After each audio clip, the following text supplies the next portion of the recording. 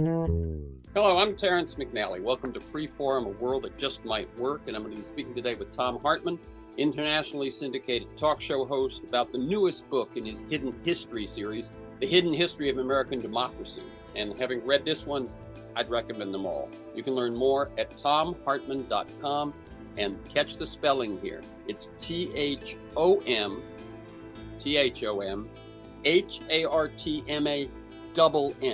THOMHARTMANN.com. On Freeform, we explore the lives, the work, the ideas of individuals that I suspect have pieces of the puzzle of a world that just might work. We look at new, provocative, innovative approaches to politics, economics, environment, science, health, culture, all based on the fact that I believe we can do better, and I want to find out how. This show streams weekly on the Progressive Voices Network on TuneIn.com, and podcasts are available anytime, anywhere, on Apple Podcasts, Spotify, Google Podcasts, most major podcast sites, and at my site, terrencemcnally.net, TERRENCEMCNALLY.net.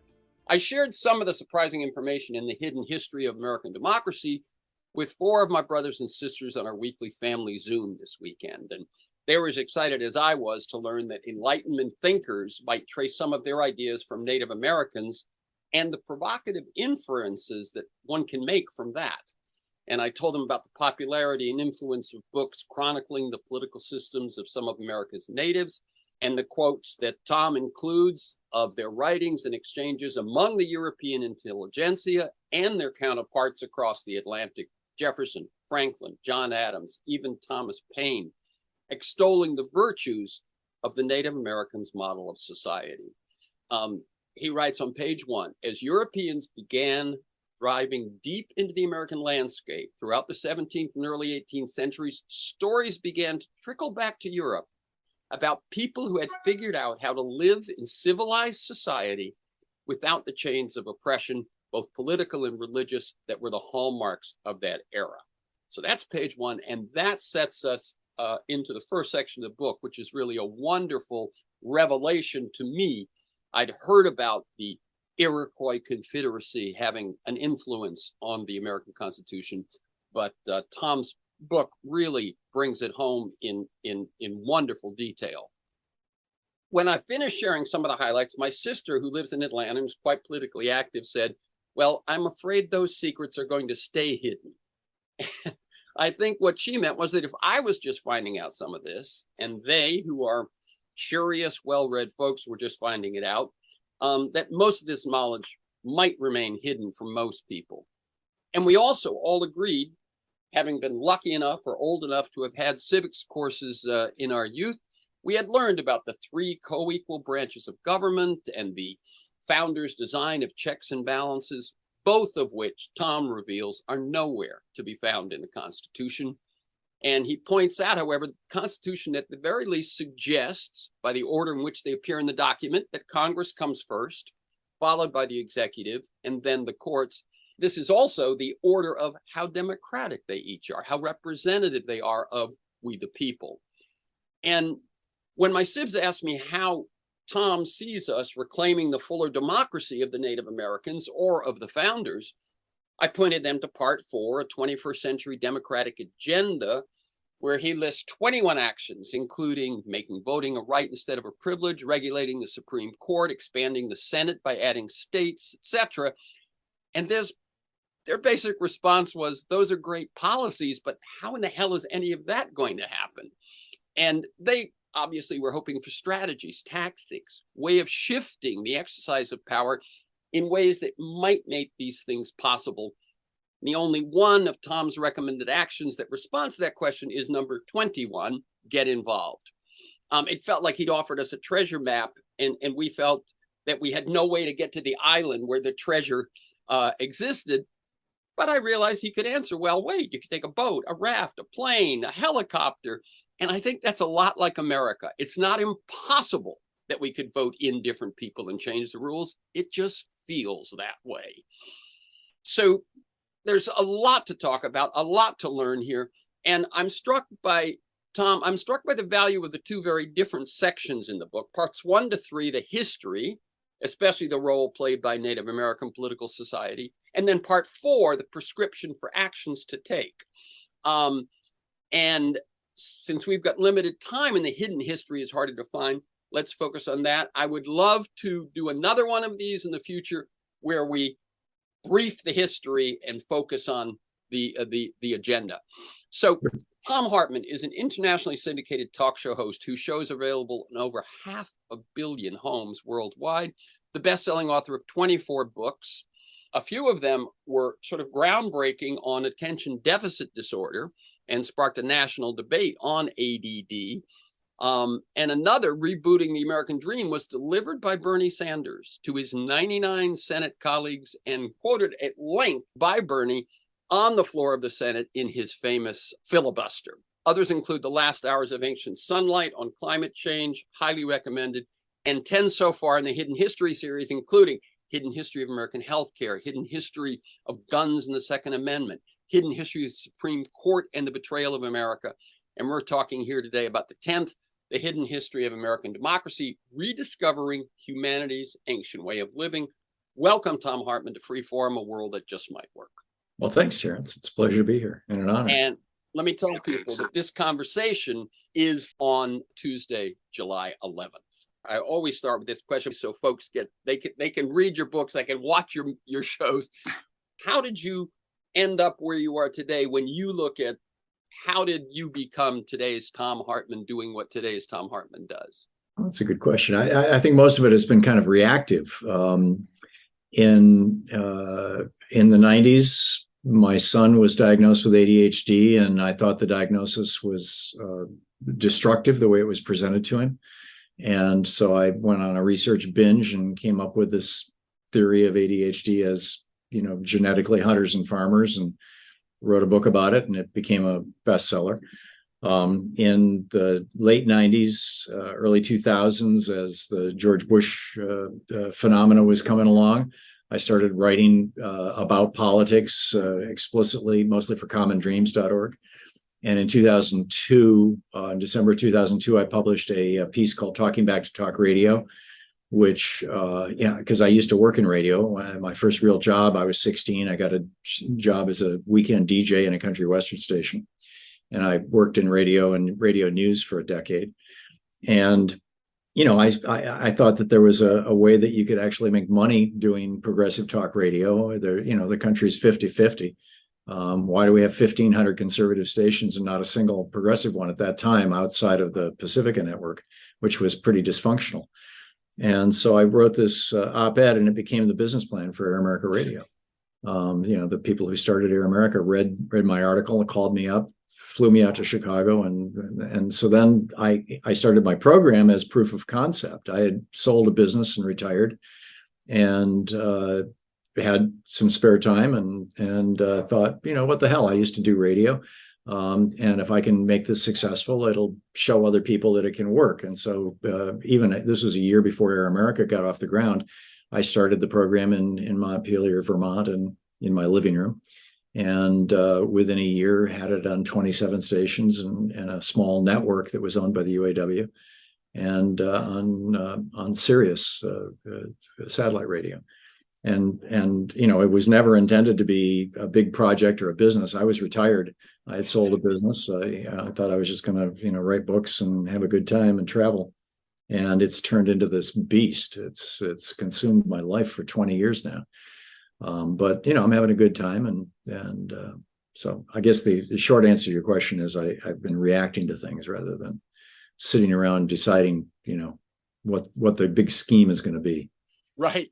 By the way, I will say that I have asked that question of many people of great achievement and all of that, and almost all of them say basically that.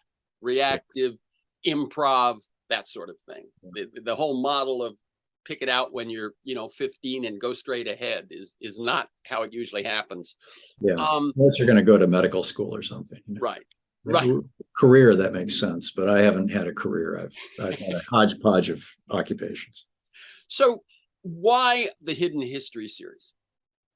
I wanted, when we originally came up with this idea and pitched it to my book agent, Bill Gladstone. The idea was Louise called them rainy day books. That was our original idea, and I got the idea actually from Noam Chomsky. Noam Chomsky wrote, a number of. He's a linguist, and he wrote a bunch of books on language, and he wrote a couple of political books that were pretty thoughtful, but they were like 500-page books, and they were dense and they were hard to read, and he had a very small but fervent following that I was among.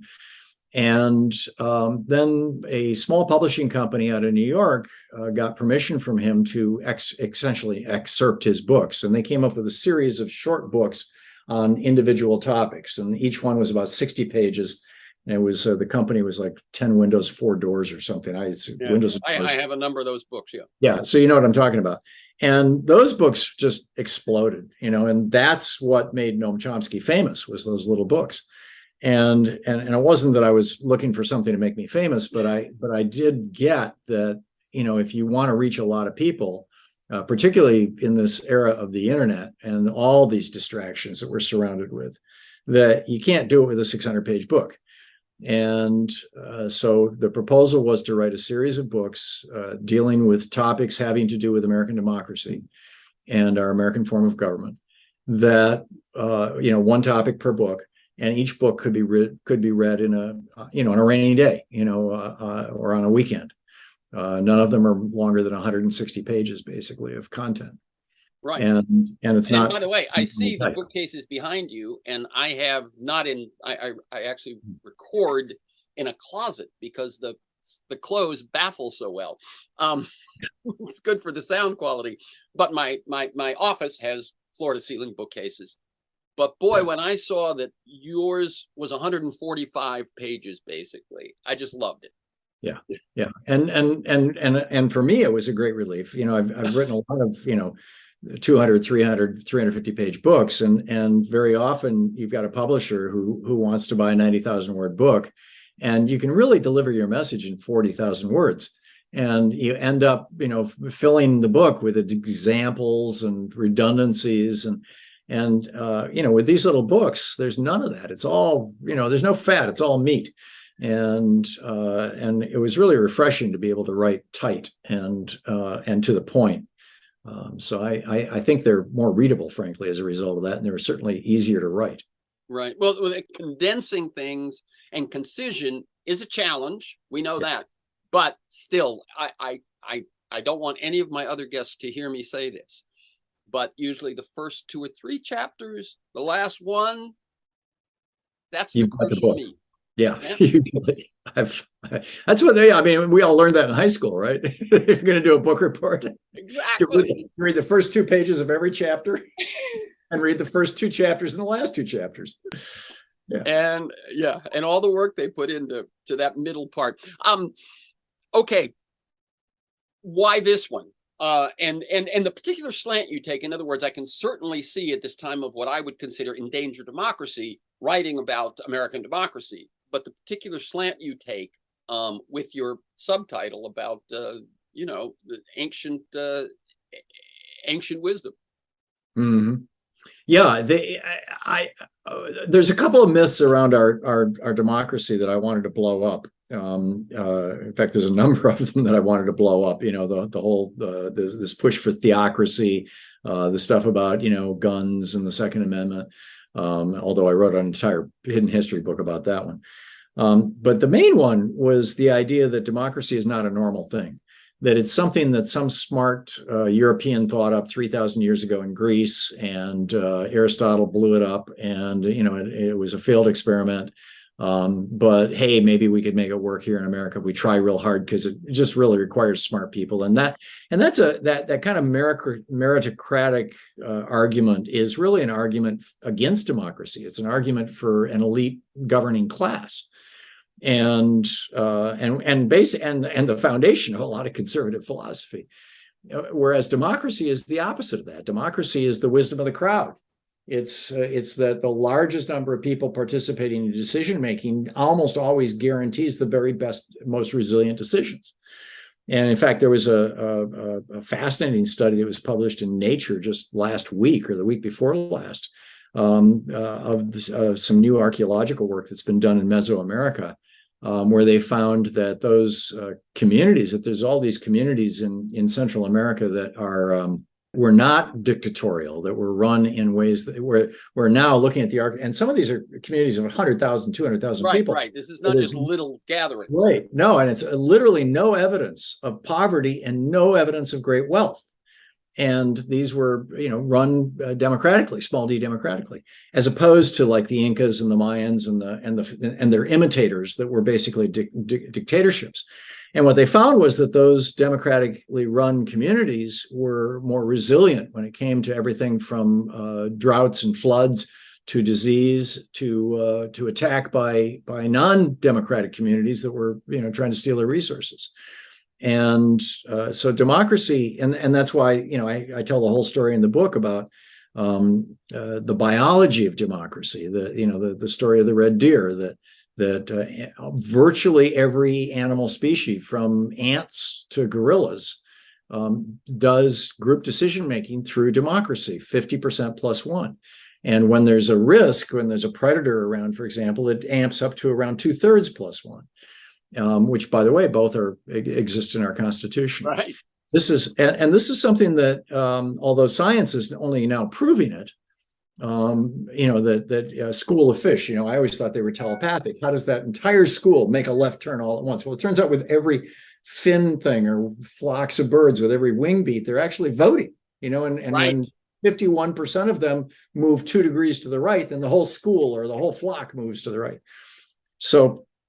This is I think the idea that democracy is the default state for virtually all animal life and important to us as humans. It was a really, really important message to convey, and I wanted to really highlight that in the book. And then a lot of the solutions come out of that understanding that this really is the way we should live, and therefore the things that the majority of people want really should, we should be setting our sights at doing.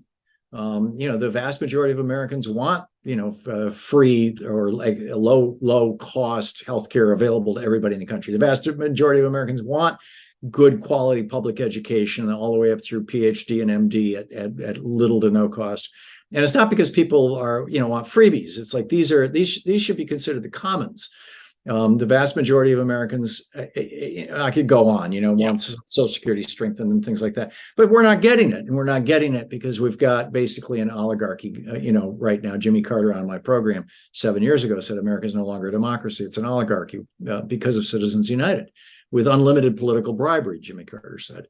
And I point that out in the book, that the Supreme Court, in fact, I wrote a whole book about that too, the hidden history of the Supreme Court and the betrayal of America. But basically, the Supreme Court inserted cancerous poison into our body politic with their decisions in 78 and the Bellotti decision in 2010 with Citizens United, saying that corporations are people and that money is the same thing as free speech. And, we need to do something about that because it's poisoning America. Right. Oh, God, I have so many responses. One thing is I want to direct people to a couple of books that make the point about animals, which is Rutger Bregman's Humankind and Brian Hare's Survival of the Friendliest, both which point out cooperation is what animals use for survival, and it actually is why we've achieved as much as we have. Exactly. And what you point out about the dictator or the oligarchy is, think about it. If it is truly democratic, then the agenda, the goal, the mission is to achieve what most want. You don't have the side agenda of how do I keep power? How do I pass it on to my children? How do I amass wealth? That agenda is off the table. Some of the stuff that was most surprising, I want to make sure we talk about. And as I say, people should definitely check out part 4 and the actions that actually would bring us toward a democracy that favors well-being for the most. But some of what you learned here in terms of Franklin, Jefferson, Adams, and the European intelligentsia, just a little bit of that, a couple of nuggets of that to whet people's appetite to grab the book. I think that our history and the way that we've taught civics basically stripped Native Americans out of our national understanding of the founding of this country altogether. And people's understanding of the founders, in fact, was that, they were basically people who lived in a society of white people and enslaved people, and that was it. And in fact, there were Native American communities all around Virginia, at the time of Jefferson and Madison, and all around Massachusetts at the time John Adams was living there, and all around New York when Thomas Paine was there. And so the really important thing, I think, is that people get that this is a healthy, that democracy is a healthy thing, and that the Native Americans, through literally tens of thousands of years of trial and error, had figured this out. It was, this is the result of literally cultural evolution. These are the tribes that survived. Yeah, exactly. And therefore we should take their lessons very seriously. And we fail to do so at our own peril. And that the founders did. And that the European Enlightenment thinkers did. Yeah. Seriously. Oh, yeah. Jefferson's father was a map maker in Virginia, and young Thomas used to follow Peter around the state, and they would stay with the Indians. His father spoke several Native American languages. John Adams had close friends who were Native Americans, as did Paine, as did George Washington. Franklin had an official role as commissioner. For 30 years, Franklin was one of the main people connecting the governments of the United States and the governments of New York State and other states with Native American communities. And these people lived among them. They knew them. They spoke their languages in many cases, and they had tremendous respect for them. And so much of that has been stripped out of our national mythology, and certainly out of popular literature and movies and things like that. Yeah. So, and I don't think we say it to just glorify or shine a light on the Native Americans and their wisdom, but to show again where we've gone wrong, where we've gone off the path of what supplies well-being to the populace. Yeah, for sure. And like I said, I think that we ignore the lessons of natural selection at our risk. I think one could safely say that about just about anything. There you go. I know you've got to run, so we've got just a couple of more minutes. I'll do my conclusion after you go, but if you can connect the origin stories and the traditions that the Constitution is based on with some of the agenda you think is necessary to actually re-achieve democracy. What I don't think we're going to get to is the other question that my Sibs had, which is, well, wait, how is any of that going to happen in this United States? We'll leave that for another time. Well, my goal with this book was to connect those two things, where we came from and where we should be going based on this understanding of where we came from and how we got here. In terms of how we're going to bring it about, I am a big fan of Neil Howe's theory of the fourth turning. His new book, The Fourth Turning, is out this week, actually. Bill Strauss was a classmate of mine and a friend for years. Yeah, I've got a galley of the book right here, and it's brilliant. And then Stanley Turchin, his writings, and Howe is positing these 80-year cycles. 40 years conservative, 40 years liberal, going back and forth. And frankly, I think that we're at the end of the Reagan cycle. It's why the last book was The Hidden History of Neoliberalism and how Reaganism gutted the American middle class. And I think that all we have to do is show up. It's not going to require some, well thought out strategy or some secret plan or some, mind-boggling template or schematic. We just have to show up, and the times are with us. The generational changes are with us, and the clarity of understanding of the mistakes that were made by the Reaganistas and the people who basically took America off track in 1980 are now undeniable. ranging from macro stuff like climate change to micro stuff like, making Social Security income taxable. And so, I think that a new day is coming. I really believe this. And the Zoomer generation coming up, they're like our generation was, the boomers. They are very, very aware, very politically active. And frankly, I think they're going to be the salvation of this nation. And just very quickly to add on to that, and then I'll let you go. They are finding that young people, there was a truism. 35 and up, you started getting more conservative. Not necessarily happening to that generation.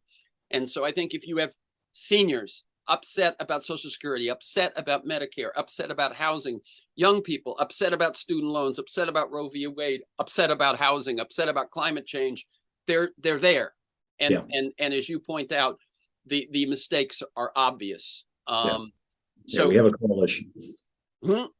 We have a coalition. That's right. That's right.